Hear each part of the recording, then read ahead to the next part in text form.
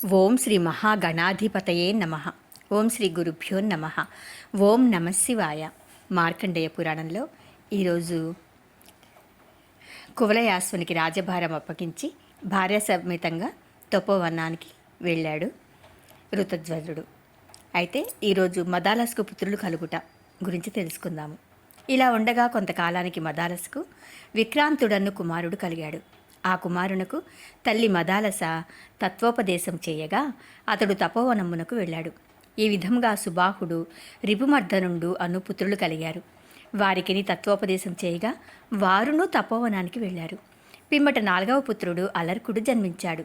ఆ కుమారునకు శాస్త్రోక్త ప్రకారంగా ఉపనయనాదులు చేశారు. వానికి సకల శాస్త్రంబులు చెప్పించగా సకల శాస్త్రంబులను అధర్వణ వేదమును ఆమూలాగ్రంగా అభ్యసించి తల్లి ఎదుట నిలవబడి, అమ్మా, నేను చేయవలసిన కార్యము చెప్పవలసిందని కోరాడు.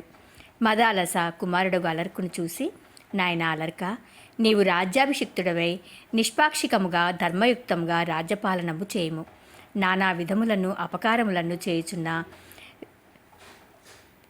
జూతము, పానకము, వాక్పారుష్యము అను సప్త వ్యసనములను వదలవలను. శత్రువుల వలన అపజయము కలుగునట్టి మార్గములను ఎరిగి జాగ్రత్తగా ఉండవలను. దుష్టాదుష్టులకు మంత్రుల స్వభావంబుల నెరిగి ఉండవలను. చారుల వలన శత్రువుల సంగతి తెలుసుకొనుచుండవలను. రాజు మిత్రాప్త బంధువర్గమును నమ్మి ఉండరాదు. సమయోచితంగా ఒకానొకప్పుడు శత్రువులనైనా నమ్మి ఉండవలను. ఇలా మదాలస అలర్కొనకు రాజనీతి తెలుపుట. స్థాన వృద్ధి క్షయములను, సంధి విగ్రహ యానాసన ద్వైదీభావ సమాశ్రయములను తెలిసి ఉండవలను. రాజునకు మంత్రులు భృత్యులు ఆత్మ వంటివారు మరియు ప్రజానురాగం కలవారై ఉండవలను. ఇటువంటి రాజును ఎవ్వరును జయింపలేరు. శత్రువులను జయింపగలిగి ఉండును. లేని ఎడల రాజపద భ్రష్టుడవుటకు సందేహం లేదు. కామ, క్రోధ, లోభ, మద, మోహ, మాత్సర్యములను 6 వికార గుణములను జయింపవలను. ఇంద్రియములను జయింపలేని వారు ముఖ్యంగా ఇహపరములకు చెడుతురు.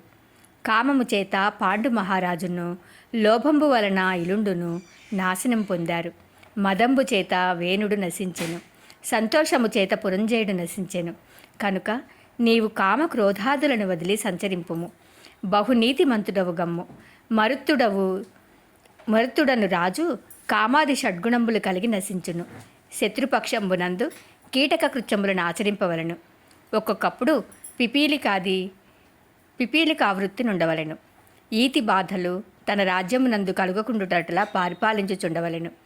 దేవేంద్రుడు భూలోకమునందు 4 మాసములు వర్షము కలగచేసి తాను భూలోకమునందు చేయబడు యజ్ఞయాగాదుల వలన 12 మాసములు సుఖమునుగా పొందుచుండును. నీవును ప్రజలను సుఖింపచేయవలను.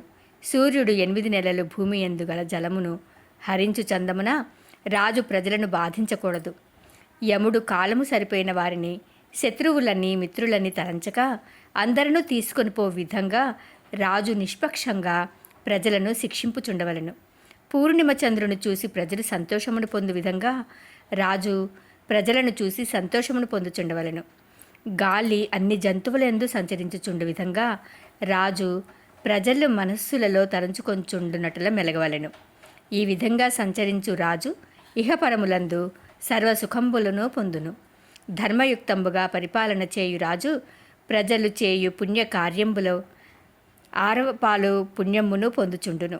అధర్మ పరిపాలనము చేయు రాజు ప్రజలు చేయు పాపంబున సగము భాగమును పొందుచుండును అని తల్లి చెప్పెను. తల్లి మాటలకు అలర్కుడు ఇలా ప్రశ్నిస్తూ ఉన్నాడు. వర్ణ ఆశ్రమ ధర్మములు. ఓ తల్లి, నీవు రాజనీతిని చెప్పావు. నీ వచనామృతమును గ్రోలి కృతార్థుడనయ్యాను. వర్ణ ఆశ్రమ ధర్మములను కూడా తెలియచేయవలసిందే అని అలర్కుడు అడిగాడు. ఆ మాటలకు మదాలస ఇలా చెప్తూ ఉంది. పుత్ర అలర్క, దానాధ్యయన యజ్ఞంబులను, యజన ఆధ్యాపన ప్రతిగ్రహణములను 6 విధములను బ్రాహ్మణుడు ఆచరింపదగిన ధర్మములు. ఇవి బ్రాహ్మణులకు ప్రాణాధారములు కలిగినవి. దానాధ్యయన యజ్ఞంబులు 3ను క్షత్రియ ధర్మంబులు. రాజు ధర్మమును చేయుచు భూమిని పాలించుచు శస్త్రధారి అయి జీవించవలను. ధర్మము, దాన, యజ్ఞంబులు 3ను వైశ్యుల ధర్మములు. వాణిజ్యము, జీవికావృత్తి, దానయజ్ఞములు, బ్రాహ్మణ శుశ్రూషయు శూద్రకుల ధర్మములు. పశుపోషణము, కృషి, ద్విజాతి, శుశ్రూష పోషణములు, క్రయ విక్రయములను జీవికా వృత్తి. ప్రతి మనుష్యుడును స్వధర్మము వలన వృద్ధి పొందును. భ్రష్టుడు కానేరడు. నిషిద్ధ కార్యములు చేయటం వలన నశించిపోవును.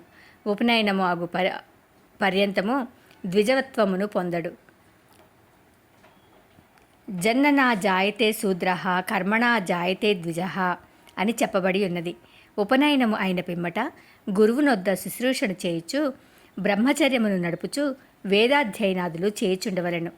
నిత్యం సంధ్యాముపాసీత ప్రత్యవాయో అన్యదా భవేత్. ఆ విధముగా నడుచుకొనినవాడు నరకమును పొందును అని చెప్పింది. ఓం నమః శివాయ.